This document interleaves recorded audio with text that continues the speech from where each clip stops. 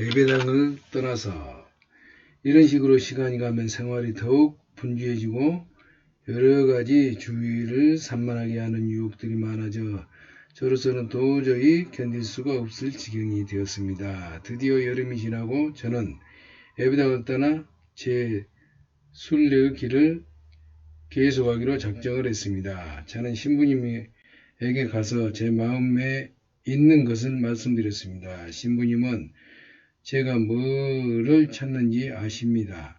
이는 기도에 적절한 환경이 필요한데 여기는 주의를 산만하게 하는 것들이 너무 많습니다. 제가 신부님 말씀을 순종해서 여름 지날 때까지 여기 있었으니 이제 저를 도와주시고 저 고독한 순례의 길을 축복해 주소서. 그 신부님은 저를 보내고 싶은 마음이 없어서 어떻게 하든지 저를 그대로 머물러 있게 하려고 애를 썼습니다.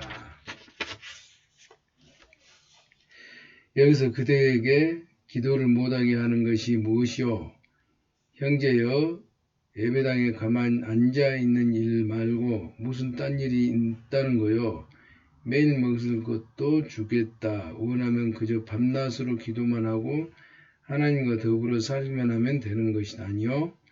그대는 아주 쓸모있는 재주가 많아 꼭 여기에 있어야겠소. 그대는 여기 찾아오는 사람들과 잡담하는 일도 없고 충성스럽게 연보를 받아들이므로 하나님의 교회를 위해 유익한 일을 하고 있는 것이요. 이것이 그대 혼자 기도하는 것보다 하나님께 더욱 즐거운 일이 아니겠소. 고독하게 혼자 있는 것 무엇이 있을까요? 다른 사람들을 공동으로 드리는 기도가 더욱 즐거운 것이지. 하나님이 인간을 창조하실 때 인간이 자기 스스로만 일하도록 창조하신 것이 아니라 서로 돕고 각자 능력에 따라 다른 사람들을 구원으로 인도하도록 창조하신 것이요. 성인들과 공교회 교우들을 보시오. 그들은 밤낮으로 교회에 의해 염려하고 돌아보았으며 설교하러 돌아다녔어. 그들은 어디 혼자 들어가서 사람들로부터 은둔하려 하지 않았단 말이요. 신부님 하나님께서는 우리 각자에게 각각 다른 은사를 주셨죠. 설교자는 물론 많았죠. 그러나 은둔자들도 많았습니다. 그러나 자기의 고유한 소명을 찾아 따를 뿐이죠. 그러면서 이 소명을 통해 하나님께 그를 구원으로 인도하신다고 믿는 것이죠. 그렇게도 많은 성인들이 사람들과 함께 사는 데서 오는 혼란과 산만함을 피하기 위해 그들이 성직이나 행정직이나 사목으로서 의무를 버리고 고독한 사막으로 피신에 들어간 것은 어떻게 설명하시겠습니까? 예를 들어 시리아인 성이식은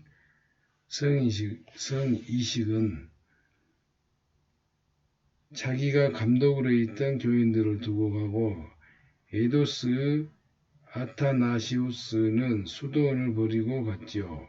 이런 이들이 이런 일을 한 것에 바로 이런 장소들이 너무나도 그들의 주의를 산만하게 하고 여러 가지 시험과 유혹으로 가득했기 때문이죠. 또 그들은 예수 그리스도께서 하신 말씀, 사람이 온 세상을 얻고도 제 목숨을 잃으면 무슨 이득이 있겠느냐고 하는 것을 진정 믿었기 때문이기도 합니다. 그렇지만 그들은 성인들이었지 않소. 성인들도 그렇게 사람과 어울리는 데서 오는 이용으로부터 자기들을 보호할 필요가 있었다면 우리 가련한 죄인들이야 오죽하겠습니까? 결국 저는 친절하신 신부님에게 작별 인사를 드렸고 이 신부님도 사랑 어린 눈으로 저를 전송해 주셨습니다. 시골 처녀와 다시 만나다. 그 한 10km 정도 가서 거기서 밤을 보내기 위해 한 마을로 들어갔습니다. 이 여관에 들어갔는데 어느 시골 사람이 아주 가망이 없을 정도로 심히 앓고 있는 것을 보았습니다. 저는 그를 돌보고 있는 사람들에게 그를 위해 최후 성례전을 주선하라고 말해 주었습니다. 그들은 제 말을 듣고 새벽녘에 교구 신부님을 모시러 갔습니다. 저도 신부님과 함께 예배와 기도를 드리고 싶어서 떠나지 않고 있었습니다. 밖으로 나가 집 앞에 쌓아둔 흙 두덩이에 앉아 신부님이 오기를 기다리고 있었습니다. 그런데 제가 떠난 그 예배당에서 열심히 기도하던 젊은 시골 처녀가 뒷마당에서부터 갑자기 나타나 저를 향해 달려오는 것이 아니겠습니까? 저는 놀라움을 금할 수가 없었습니다. 어떻게 여기 왔지? 제가 물었습니다. 제가 말씀드린 그 남자와 결혼할 날짜가 정해졌어요. 그래서 도망을 쳤지요. 처녀는 제 앞에 무릎을 꿇고 애원했습니다. 제발 저를 불쌍히 여겨주세요. 저를 데리고 가시다가 어디 수녀원 같은 곳에 넣어주세요. 전 결혼 같은 거 안 할래요. 저는 수녀원에서 살면서 예수 기도를 외울 거예요. 그래서 잘 말씀해 주시면 저를 받아주실 겁니다. 어찌 이런 일이. 내가 너를 어디로 데리고 간단 말이냐. 이 부근에 수녀원이 어디 있는지 전혀 모르는데 더구나 네가 여행 중도 없는데 어떻게 데리고 갈 수 있겠니? 우선 아무도 너를 받아주지 않을 것이고 또 요즘 세상에 어디에 숨을 수가 없단다. 곧 잡혀서 집으로 끌려가 벌을 받게 될 거야. 그러지 않고 말고 집으로 돌아가 하나님께로 기도를 드려. 정 결혼하기 싫으면 아주 아픈 저 꾀병을 부리구나. 그런 걸 구원을 위한 거룩한 가장이라고 하지. 수녀 클레멘트도 그랬고 마리나도 그랬고 해서 수도원에 들어갈 수가 없었어. 그런 예는 많아. 구원을 위한 거룩한 가장. 구원을 위한 거룩한 가장.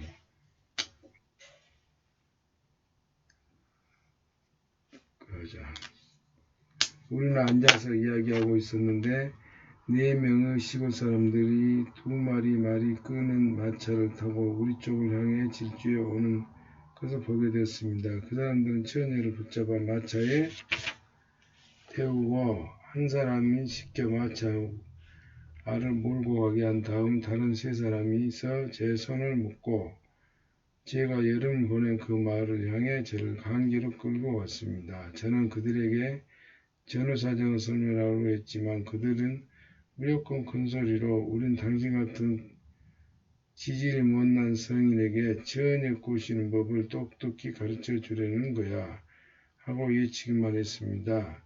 우리는 저녁때가 되어서야 그 마을에 도착했습니다. 그들은 저를 마을에 있는 재판소로 데리고 와서 밭에다 쇠고랑을 채운 뒤 감방에다 가두어두고 다음날 아침 재판관이 있기까지 기다리도록 했습니다. 그 신부님이 제가 감방에 있다는 소리를 듣고 저를 찾아왔습니다. 저에게 먹을 것을 좀 갖다주고 저를 위로하며 저의 신부로서 저를 위해 증언하고 제가 사람들이 생각하는 것처럼 그런 종류의 인간이 아니라고 말해주겠다고 하였습니다. 그분은 저와 한참 같이 있다가 떠났습니다. 그날 저녁 늦게 마을 이장이 마을을 지나 어디로 좀 가게 됐는데 가는 길에 부의장 집에 들렸다가 무슨 일이 있었는가 하는 이야기를 듣게 되었습니다. 그는 사람들을 다 부의장 집에 모이게 하고 재판소에서 저를 끌어내 그리로 데리고 오라고 명령했습니다. 우리 부의장 집으로 가서 그를 기다리고 있었습니다. 드디어 이장이 기세가 당당하게 밖으로 나왔습니다. 그는 그대로 쓰고 모자를 그대로 쓰고 책상 앞에 앉아 큰소리를 쳤습니다. 어이 에피판, 저 여자아이 자네 딸 말일세. 자네 집에서 뭔가 훔쳐 달아났는가? 아닙니다. 이장님 아무것도 훔치지 않았습죠. 저 여자아이가 저기 있는 저 멍청한 친구와 무슨 수작을 하다 잡혔는가?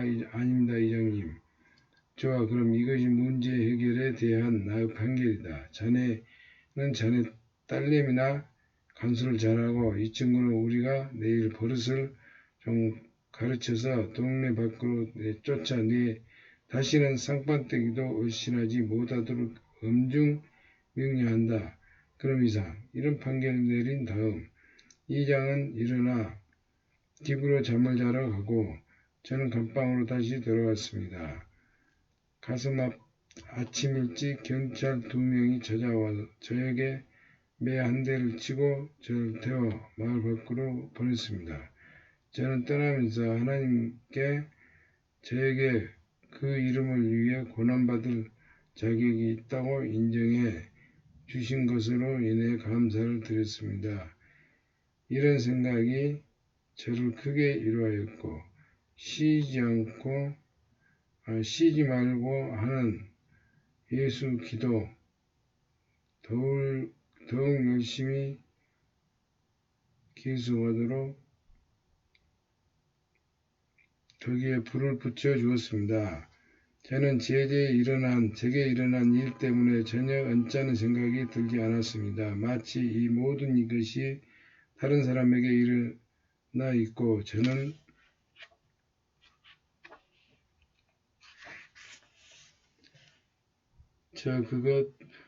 그저 그 옆에서 관망하는 사람들을 불과한 것 같은 기분이었습니다. 심지어 저에게 가해진 매질도 제 힘으로 견딜만 했습니다. 제 가슴을 즐겁게 해주는 예수 기도가 다른 모든 것에 대해 저를 무감각하도록 해줬습니다. 그 5km 정도 걷다가 시장에 장을 보고 집으로 돌아가던 그 젊은 처녀의 어머니를 만났습니다. 그 여자는 저를 보고 말했습니다. 신랑 될 사람이 혼인 이야기를 없었던 것으로 하자고 했어요. 우리 딸 아쿨카가 자기를 피해 도망간 것 때문에 화가 난 거지요. 그러고 나서 저에게 빵과 전병 얼마를 주었습니다. 다시 꿈에 나타난 큰 스승님. 날씨가 청명했습니다. 저는 어느 마을이고 들어가 묵을 마음이 없었습니다. 그래서 해질녘이 되자 근초단 높이 쌓여 있는 것을 보고 그 밑에 잠자리를 청했습니다. 잠이 들어 꿈을 꾸게 됐는데 그 꿈에 저는 길을 가면서 필로칼리아를 펴고 위대한 성인 안토니의 글을 읽고 있었습니다. 갑자기 큰 스님이 나타나셔서 말씀하셨습니다. 읽지 말아야 할 곳을 읽었네. 그것 말고 이것을 읽어요. 하시면서 카르파토스 성 요한의 제 35장을 지적하셨습니다. 그곳에 읽어보니 다음과 같은 말씀이 있었습니다. 가르치는 사람은 영적으로 유익을 얻을 사람들을 위해 때때로 수치와 시련을 당하기로 한다. 그리고 큰 스승님은 다시 45장을 가르쳤는데 거기에는 이런 말씀이 있었습니다. 가장 열렬히 기도하는 사람들은 가장 무섭고 격렬한 시련이나 시험에 부딪히게 될 것이다. 그리고 큰 스승님은 말씀하셨습니다. 영적으로 강건하시오. 그리고 낙담하지 마시오. 사도 요한이 한 말씀을 기억하시오. 여러분 안에 계신 분이 세상에 있는 자보다 크시기 때문입니다.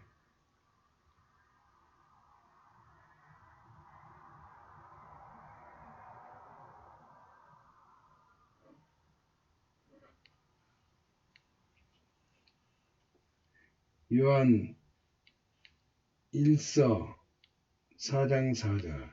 이제 그대 스스로 하나님께 사람이 감당할 수 있는 이상으로 시련을 겪는 것을 허락하지 않으신다는 것. 그리고 그분은 시련과 함께 그것을 벗어날 길도 마련해 고린도전서 10장 13절 주신다는 것을 직접 체험해 본 것이요. 하나님의 도움을 바라는 것. 이것이 기도의 사람들을 강하게 하고 그들을 열심과 열성으로 인도할 것이요. 이런 사람들이 그들의 삶을 쉬지 말고 하는 기도에서에만 바친 것이 아니라 그들의 사랑에서 우리가 기회가 있을 때마다 다른 사람들에게 이것을 보여주고 가르쳐 주는 것이요. 데살로니가의 성 그레고리는 여기에 대해 다음과 같이 말했소. 우리가 예수 이름으로 쉬지 말고 기도하라는 하나님의 명령을 따른 것뿐이라. 그것을 다른 사람들에게 수도하는 사람, 평신도, 현명한 사람, 똑똑한 사람, 남편, 부인, 자녀 모두에게 보여주고 가르쳐야 한다. 그들이 쉬지 말고 하는 예수 기도를 하도록 그들을 일깨워야 한다. 주님, 저에게 자비를 베푸소서. 이게 예수 기도다. 칼리스토스 텔리쿠디스도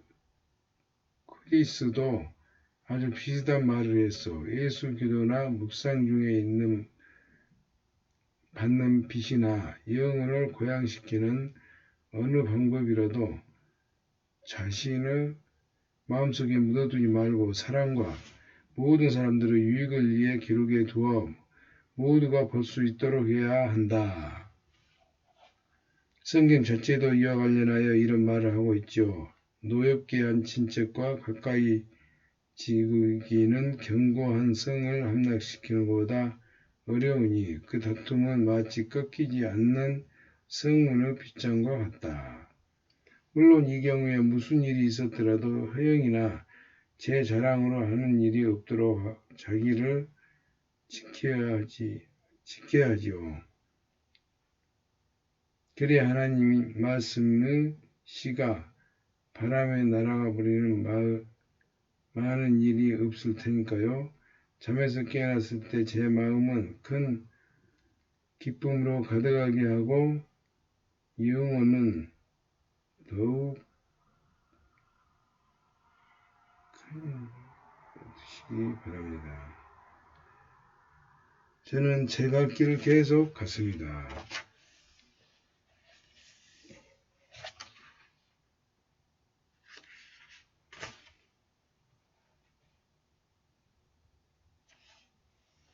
마비에서 회복되다. 이 일이 있은 후 아주 오래 있다가 또 다른 일이 벌어졌습니다. 아마도 이야기도 해드려야 할 것 같습니다. 그것은 정확하게 3월 24일이었는데 저는 다음날 있을 성례전에 참석하고 싶은 강한 충동으로 느끼게 됐습니다. 다음날 성모님은 수태고지의 축제이기 때문이었습니다. 그 근방에 교회가 어디 있는가 물어보았더니 거기서 한 30km 정도 떨어진 곳에 있다고 했습니다. 그래서 얘는 그곳 아침 예배를 참석하기 위해 그날 그리고 그 밤으로 내내 걸어갔습니다. 날씨가 고약하기 이를 데 없었습니다. 처음에는 눈이 오다가 나중에는 비가 내릴 때였습니다. 바람도 세고 공기도 매우 차가웠습니다. 거기다가 조그만 개울을 건너야 하는데 개울 중간에 갔을 때 발밑에 있던 얼음이 깨져서 그만 허리까지 차는 개울물에 빠지고 말았습니다. 아침 예배에 참석하는데 완전히 젖은 채였지만 예배 내내 그리고 그 다음 예배에 꼿꼿하게 서서 하나님께서 허락하신 성찬을 받을 수가 있었습니다. 그날 받은 영적 즐거움은 좀 그대로 간직한 채 하루를 보내고 싶어 그 교회 수위에서께 그날 밤 그 방에서 좀 묵을 수 있도록 해달라는 부탁을 했습니다. 하루 종일 저 마음을 말할 수 없는 기쁨과 즐거움으로 충만했습니다. 저는 불도 없는 냉방에서 판자로 된 침상 위에 들어눕지만 마치 아브라함의 품속에 쉬는 것처럼 느껴지며 입에서는 물론 계속하여 예수 기도가 되풀이 나왔습니다. 예수 그리스도의 성모님에 대한 사랑이 가슴속으로 즐거움의 파도처럼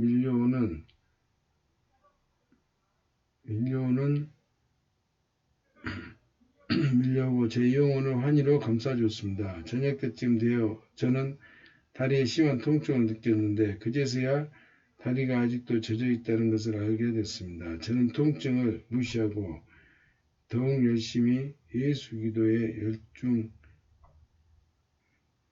열중하여 고통증을 의식하지 못하게 됐습니다. 다음날 아침 침상에서 일어나려고 하는데 다리를 움직일 수 없었습니다. 두 다리가 완전히 마비되어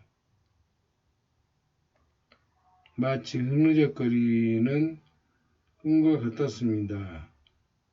교회의 수위가 겨우 저를 침상에서 끌어내릴 정도였습니다. 이틀간 저는 걸을 수가 없었어요. 수가 없이 그냥 앉아 있기만 했습니다. 사흘째 되는 날 수호는 당신 여기서 죽으면 누가 장사를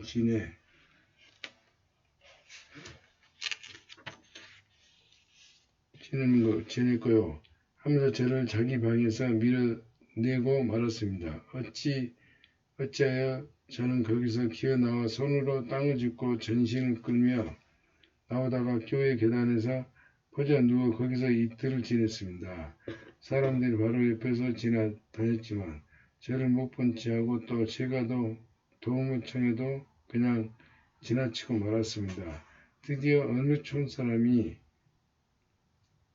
다가와 옆에 앉아 말을 걸었습니다. 그는 당신을 고쳐주면 뭘로 갚을 거요? 하고 물었습니다. 이와 똑같은 일이 나한테 일어났기에 내가 고치는 법을 알고 있지. 나는 아무것도 가진 것이 없어. 당신 그 배낭에 뭐가 있어? 마른 빵 6조각과 책 2권이 전부요. 글쎄 고쳐주면 한여름이라도 할 수가 있는데 한여름이라도 나를 위해 일해주겠소. 나는 일할 수가 없어. 보시다시피 나는 한 팔밖에 쓰지 못하고 다른 팔은 온전히 쓰겠소. 그러면 할 수 있는 사람이 일이 뭐요? 사실은 할 수 있는 일이 없죠. 그러나 쓰고 있는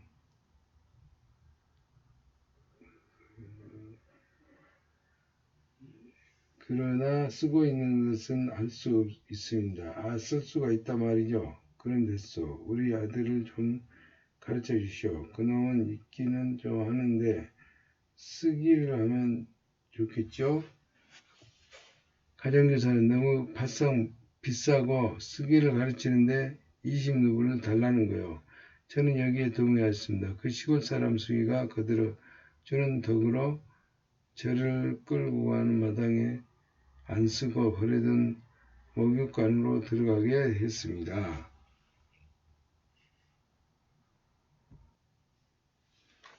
가정교사는 너무 비싸고 그러고는 저를 고치기 시작했습니다. 그는 들로 마당으로 쓰레기 버리는 대로 돌아다니면서 새나 소에서 나온 썩은 뼈다귀는 물론 뼈다귀라는 것은 모두 모아 한 바구니를 주었습니다. 그것들을 씻고 돌로 가루를 만들어 큰 옹기 그릇에 넣었습니다. 그것을 조그만 구멍이 뚫린 뚜껑으로 들고 땅에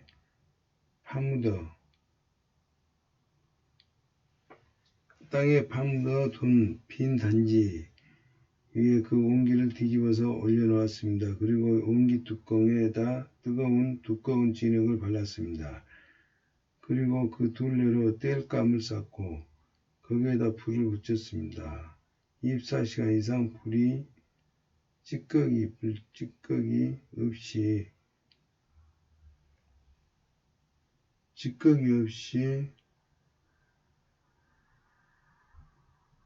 24시간 불이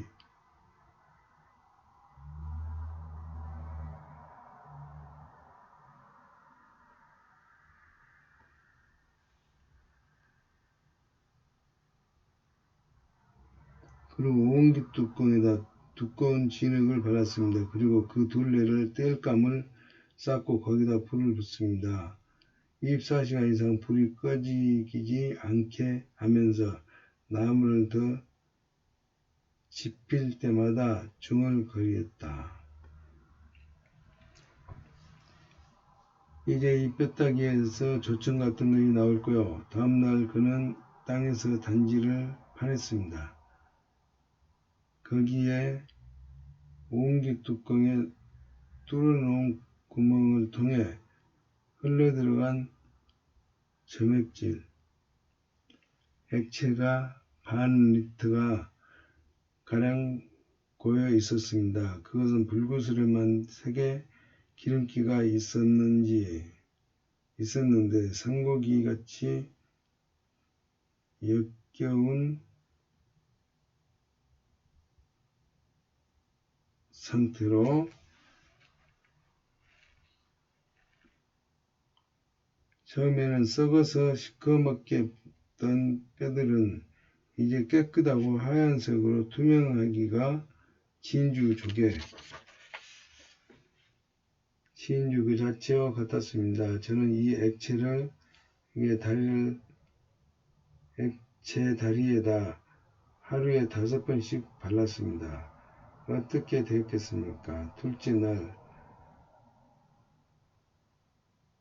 저주 발가락을 꼼지락거릴 수 있었습니다. 셋째 날은 무릎을 구부렸다가 폈다 할 수가 있었습니다. 5번째 날은 지팡이를 들고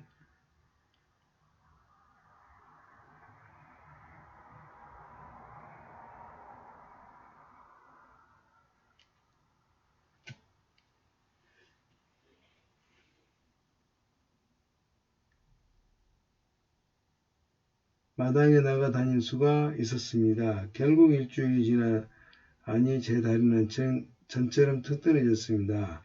저는 이 모든 일을 하나님께 감사하고 하나님의 창조물 속에는 얼마나 큰 지혜가 들어있는지 혼자 생각해 보았습니다. 그 마른 뼈들이 썩어서 그 부스러진 뼈들 속에 이런 생명을 주는 힘, 색깔,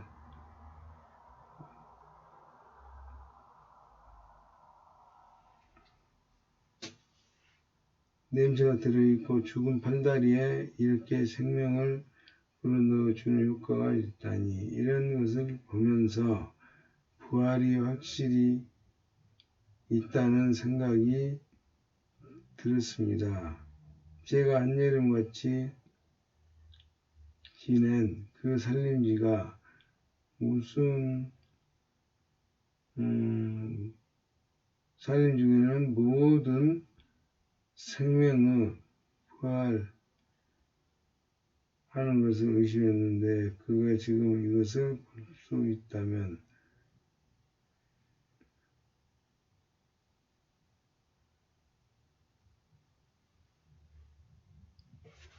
여기까지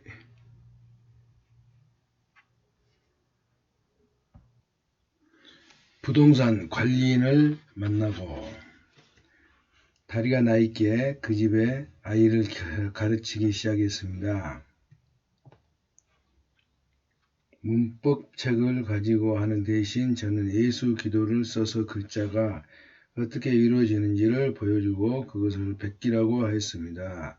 그 아이를 가르치는 일은 제게 충분히 휴식을 주는 일이었습니다.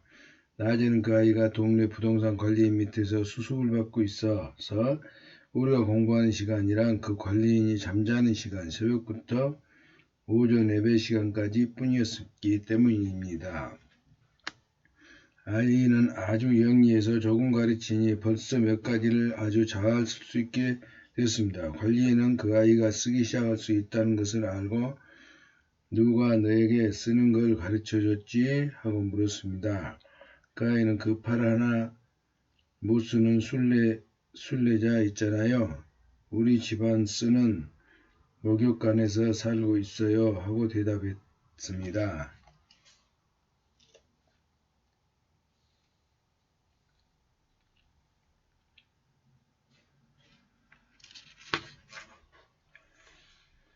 어떻게 됐겠습니까? 둘째 날 저는 발가락을 꼼지락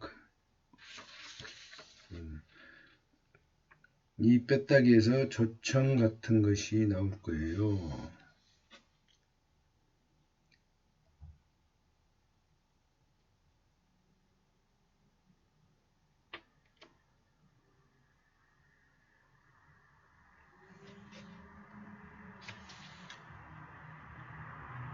저를 자기 방에 밀어내고 말았습니다.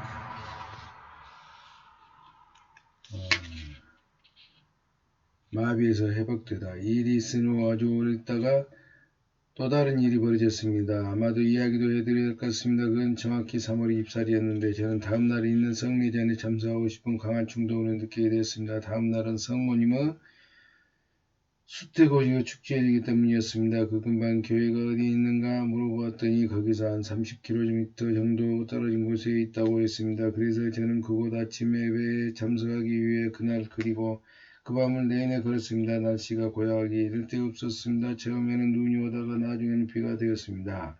바람도 세고 공기도 매우 차가웠습니다.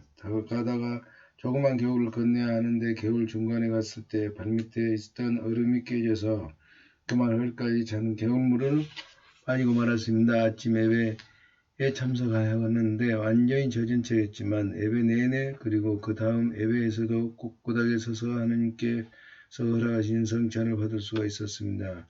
그날 받은 영적 즐거움을 그대로 간직한 채 하루를 보내고 싶어서 그 교회 수위에게 그날 밤 그 방에서 좀 묵을 수 있도록 해달라고 부탁했습니다. 하루 종일 저 마음은 말할 수 없는 기쁨과 즐거움으로 충만했습니다. 저는 불도 없는 냉방에서 판자로 된 침상 위에 들어 누웠지만 마치 아브라함의 품속에 쉬는 것처럼 느껴지며 입에서는 물론 계속하여 예수 기도가 대풀이 나왔습니다.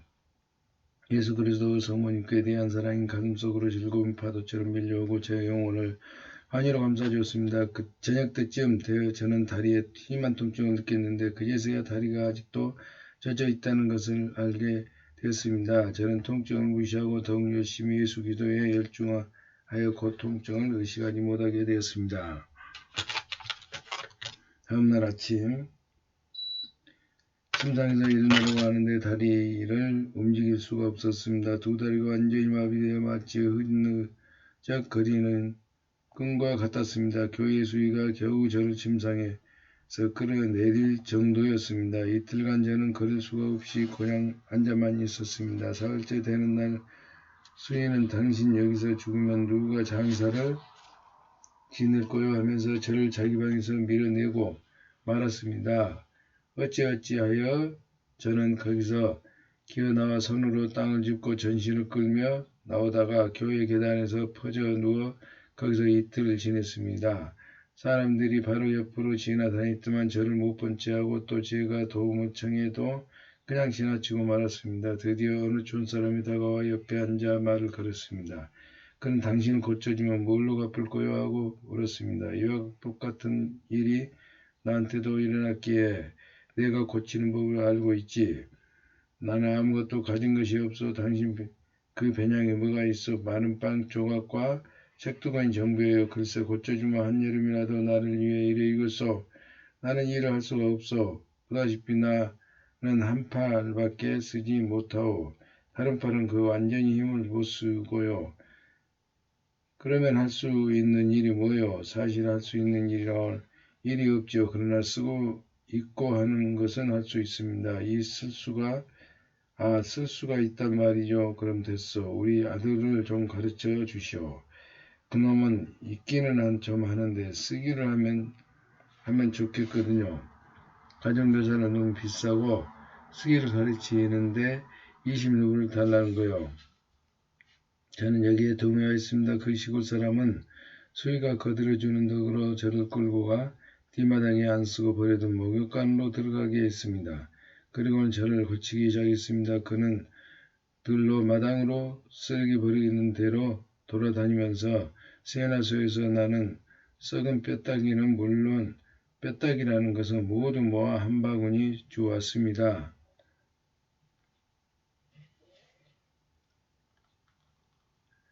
그것들을 씻고 돌로 가루를 만들어 큰 옹기 그릇에 넣었습니다.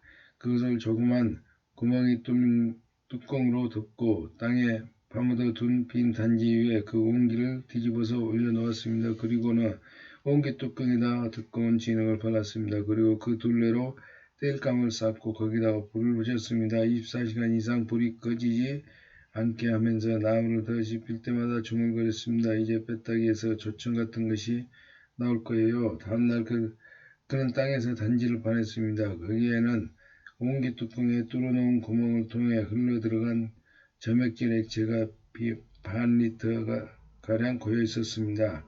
그것은 불그스름한 색의 기름기가 있었는데 생고기같이 역겨운 냄새가 났습니다. 처음에 썩어서 시커멓던 뼈들은 이제 깨끗하고 하얀색으로 투명하기가 진주 자치와 같았습니다. 저는 그 액체를 제 다리에 하루에 5번씩 발랐습니다.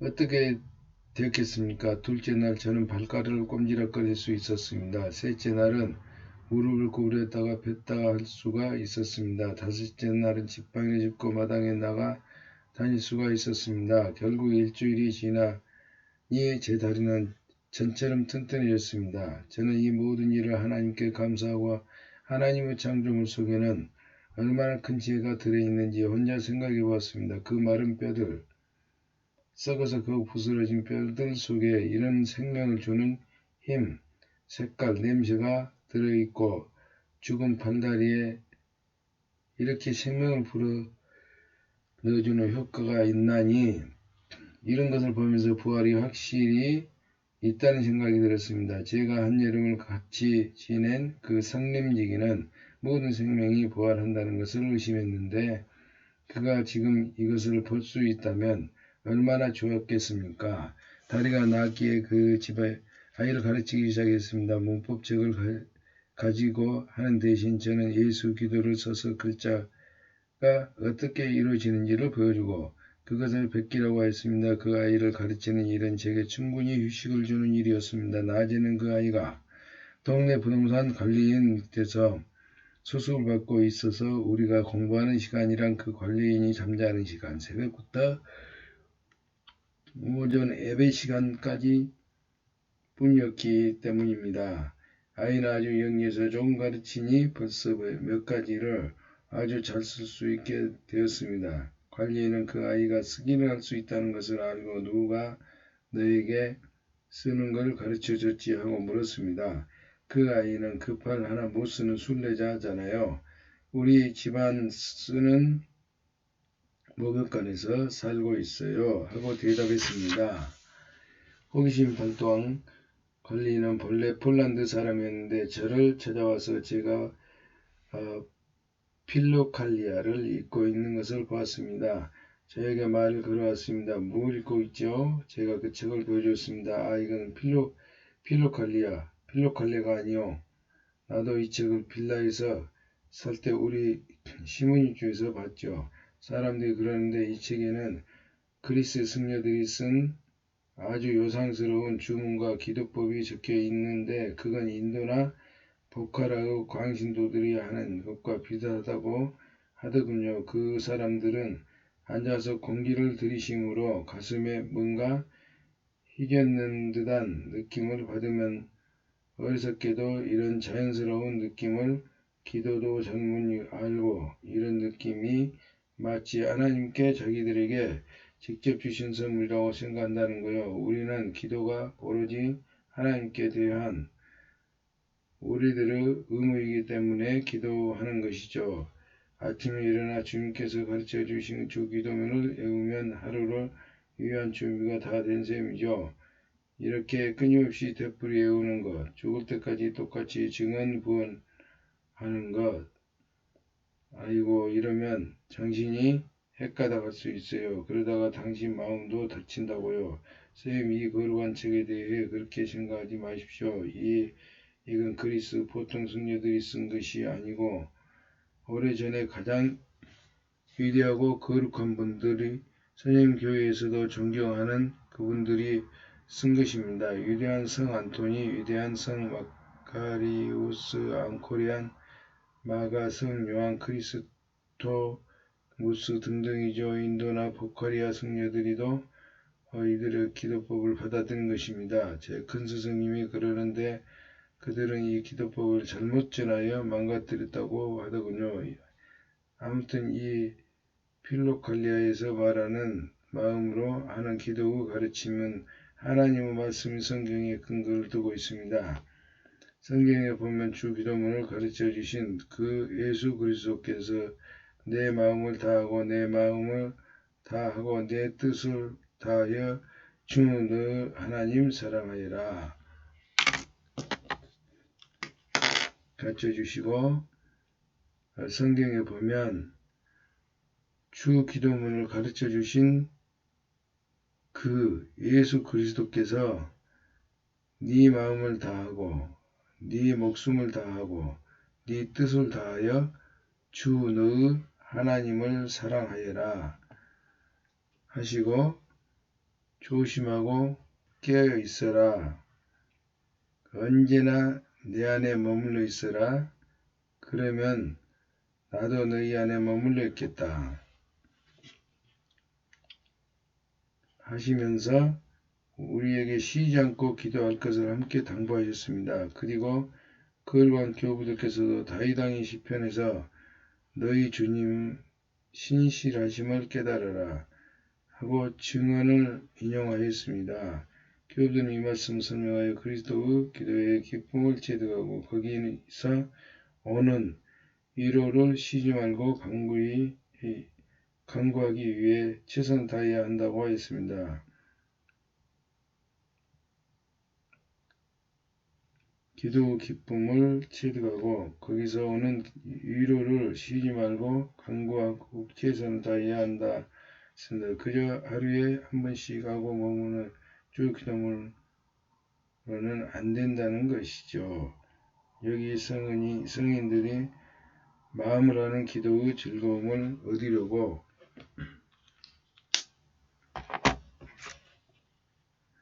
그저 하루에 한 번씩 하고 마는 주 기도문으로는 안 된다는 것이죠.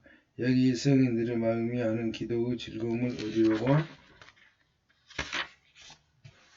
하지 않은 사람들에게 향해 경고한 말씀을 읽어드리죠. 그분들의 말씀에 따르면 이런 사람들은 다음과 같은 세 가지 잘못을 범하고 있다는 것입니다. 첫째, 거룩하게 영감받은 성경을 거스리는 일. 둘째, 자기들 영혼을 위해 더욱 높고 더욱 안전한 영적 상태를 목표로 하지 않고 오히려 외적인 선행 같은 데에만 만족함으로 진리를 위해 굶주리거나 목말라 할 수가 없고, 따라서 주님 안에서 맛볼 수 있는 복과 즐거움 등을 스스로 거부할 수 있는 일. 셋째, 외부적 선행 같은 것에 따라 자기들을 판단함으로 허상과 교만에 빠지기가 십상이고, 따라서 스스로를 타락시키는 일 등입니다. 부동산 관리인의 부인을 고치라. 당신이 지금 입고 있는 것은 너무 고상해서 이 티끌 같은 세상에 하루하루를 살아가는 우리 범인에게는 해당될 수가 없을 것 같네요. 여기 좀 더 간단한 것을 읽어드리겠죠. 세상에서 하루하루 살아가는 사람들이라도 실천할 수 있는 예수 기도에 대한 것입니다. 이렇게 말하고 저는 필로칼리아에서 새 신학자 성 시몬이 젊은이 조지에게 설교를 펴서 그에게 읽어주었습니다. 관리는 이 글을 감명을 받고 말했습니다. 그 책을 좀 빌려주시오. 시간이 있을 때 내가 직접 읽어보고 싶으니 빌려줄 수 있습니다. 그러나 20시간 동안만입니다. 더 오래는 안 됩니다. 저는 하루라도 이 책이 없으면 살 수가 없기 때문이죠. 그럼 지금 읽은 그 부분이라도 좀 베껴줄 수 없겠소? 내가 수고한 값은 드리리다. 돈은 필요 없습니다. 사랑의 마음으로 베껴드리죠. 그리고 하나님께 스님에게 이 예수 기도를 실천하고자 하는 갈망을 불어넣어 주시기 바랄 뿐입니다. 저는 당장 그리고 아주 즐거운 마음으로 제가 읽은 부분을 베껴 쓰고 그는 그것을 가지고 돌아가 자기 부인에게 읽어주었습니다. 둘이 다 그것을 좋아하게 되어 저를 그들의 집으로 부르기 시작했습니다. 저는 필로 갈리아를 가지고 그것을 읽어주면서 그들을 차를 마시면서 들었습니다. 한 번은 그들이 저에게 저녁을 먹고 가라고 했습니다. 그 관리인 부인은 아주 친절한 중년분이었습니다. 모두 식탁에 앉아 튀긴 생선을 먹었는데 갑자기 그 분이 목에 생선가시가 걸렸습니다. 우리는 할 수 있는 일을 다 배워보았지만 어사했습니다. 부인은 목에 심한 통증을 느끼면서 한두 시간 견디다가 잠자리에 들었습니다. 의사를 부리러 보냈지만 의사가 사는 곳까지는 50km 정도나 되고 이미 저녁이 되었기에 저는 안 됐지만 어쩔 수 없이 집으로 돌아와야 했습니다. 집에 와서 선잠이 들었는데 비몽사몽간 큰 스승님의 목소리가 들렸습니다. 못을 볼 수 없고 목소리만 들렸습니다. 그대의 주인이 그대를 고쳐주었는데 그대는 왜 그 관리인 부인을 고칠 수 없단 말인가? 하나님께서 우리가 우리 이웃의 아픔을 함께 아파하는 자비의 마음을 품으라고 하셨소. 물론 저도 도와드리고 싶지요. 그렇지만 어떻게 해야 하는지 그 방법은 모르겠습니다. 여기 그대가 할 수 있는 일이 있어. 그 부인은 어려서 등잔기름을 아주 싫어했지. 삼키는 것은 고사하고 그 냄새만 맡아도 구토증을 느낄 정도였어. 그러니 그대가 가서 등잔기름을 한 숟갈을 삼키게 하시오. 이렇게 되면 토할 것이고 또 생선가시도 빠질 것이니 등잔기름을 가시 때문에 생긴 목의 상처를 보호하기도 하고 결국 그 부인은 앓게 될 것이오. 그렇기만 그 부인이 등잔기름을 그렇게 싫어한다는데 제가 어떻게 그것을 삼키게 할 수 있겠습니까? 삼키려 하지 않겠지요. 그대는 그 관리인을 보고 자기 부인의 머리를 붙들게 하고 그대는 얼른 등잔기름을 부은 먹으로 부어 넣으시오. 필요하면 완력을 쓰시오. 저는 꿈에서 깨자마자 그 길로 관리인의 집으로 가서 그에게 이 모든 일을 자세히 이야기했습니다. 그게 기름으로 될 일이요. 우리 집사람은 목이 벌써 쉬었소. 헛소리를 하고 목이 잔뜩 있는데 그렇지만 믿져야 본전이라고 한번 해봅시나 하죠. 기름이란 도움이 되지 않는다 하더라도 해로울 건 없을 것이니까요. 그것이니까 그는 등잔기름을 작은 술잔에 부어 어찌어찌 자기 부인이 그것을 삼키도록 했습니다. 그러자 부인은 금방 토하기 시작하고 그 생선가시가 피가 약간 묻은 채 밖으로 튀어나왔습니다. 그 부인 통증에서 벗어나 깊은 잠에 들었습니다. 다음날 아침 그 부인이 어떻게 됐나 보려고 했는데 부인은 조용히 차를 마시고 있었습니다. 그 부인과 남편은 이렇게 고쳐진 것, 특히 부인이 등잔기름을 싫어하는 것은 자기들만 아는 일. 근데 그것이 꿈에서 저에게 밝혀지게 됐다는 사실을 아주 신기하게 여기고 있었습니다. 그때 의사가 도착했습니다. 관리인 부인이 자기에게 일어난 일을 다 이야기하고 저도 겉따라 그 사람은 그 시골 사람이 저를 어떻게 고쳐줬는가 하는 것을 말했습니다. 우리가 하는 이야기를 듣고 그 사람 말했습니다. 두 경우 다 이상스러운 일이 아닙니다. 두 경우 모두 동일한 자연의 힘이 작용한 것이죠. 아무튼 잊어버리기 전에 좀 적어둬야겠군요. 그리고 연필을 꺼내 수첩에 뭔가를 적었습니다. 이 일로 인한 다음 제가 환상을 보는 예언자, 사람을 고치는 신유자, 마술사 등으로 소문이 주로 빠르게 퍼져나갔습니다. 여기저기서 사람들이 자기들의 사정과 문제를 가지고 줄을 서서 저를 쳐다보기 시작했습니다. 그들은 선물도 가지고 오고 아주 큰 존경심을 가지고 대접하기 시작하거나 제가 편안하게 지낼 수 있도록 모든 것을 돌아봐 주었습니다. 저는 한 주일 동안 참았습니다. 그러나 제가 쓸데없는 허영과 교만에 빠질까 겁이 나고 또 이런 소란 때문에 주위가 산만해서 해를 입은 것이 들었습니다. 그래서 밤중에 아무에게 아무 말도 하지 않고 거기를 떠났습니다.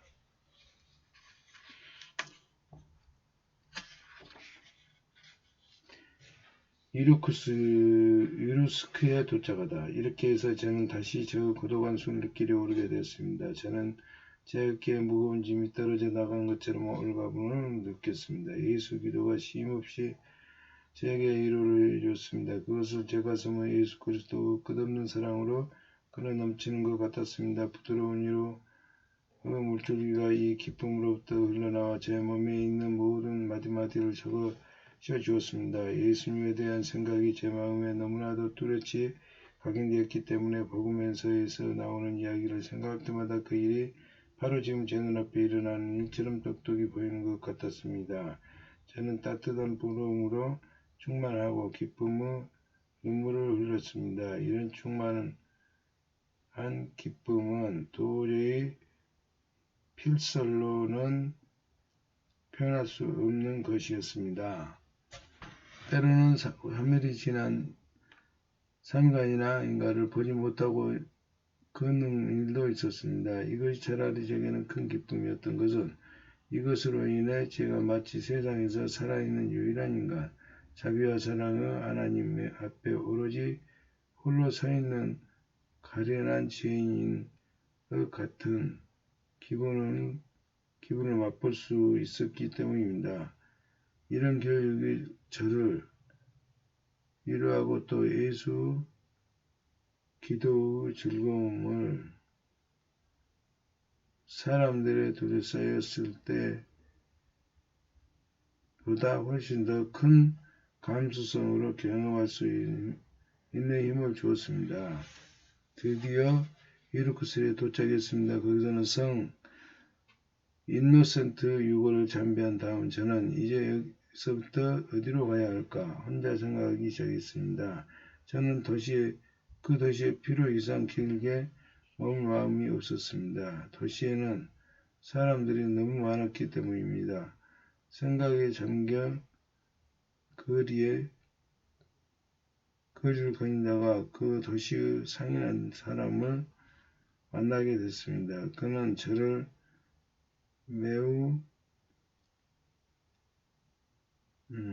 세우고 물었습니다.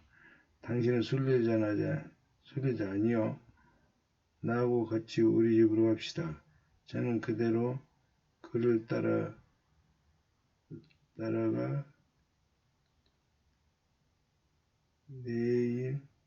따라와 곧 아주 화려한 집에 이르렀습니다.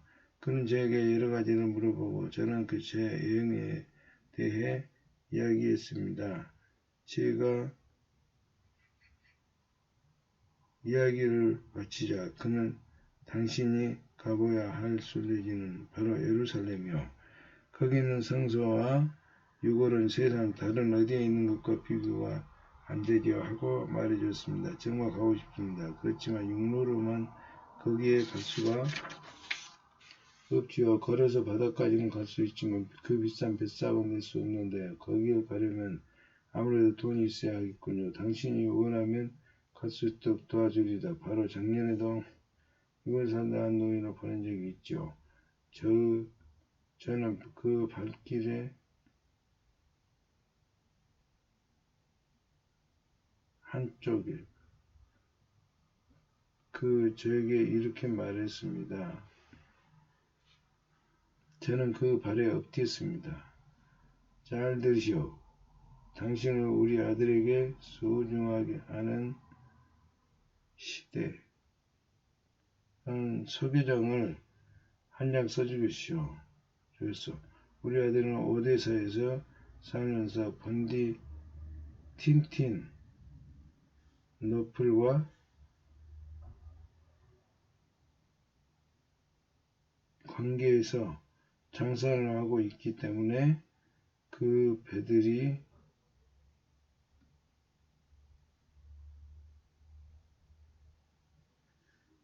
그쪽으로 항해를 한다고. 그 아이가 자기 배 중 하나에 당신이 탈 수 있도록 주선해 줄 것이요. 당신은 콘스탄티노플에 가면 그 지시를 받은 대리인들은 당신을 위해 다시 예루살렘 쪽으로 가는 배의 표를 사서 줄 겁니다. 그거 대단하게 비싼 것은 아니니까요. 이 말 듣는 사람들. 이 말을 듣고 저는 말할 수 없이 기뻤습니다. 저는 은인에게 크게 감사를 드렸습니다. 그리고 저 같은 가련한 죄인 자기에게나 남에게 아무 적에도 쓸데없고 다른 사람들은 빵을 놀려만 먹는 이 죄인에게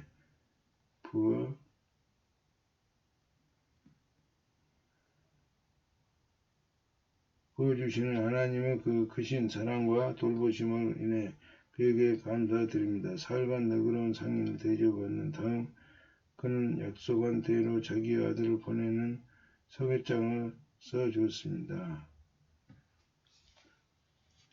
그 거룩한 도성 예루살렘에 이르는 희망을 가지고 오데사에 향을 떠났습니다. 그러나 저는 주님께 제가 생명 주시는 그분을 무덤에 잠별 수 있도록 허락해 주실지 알 수가 없었습니다. 제3화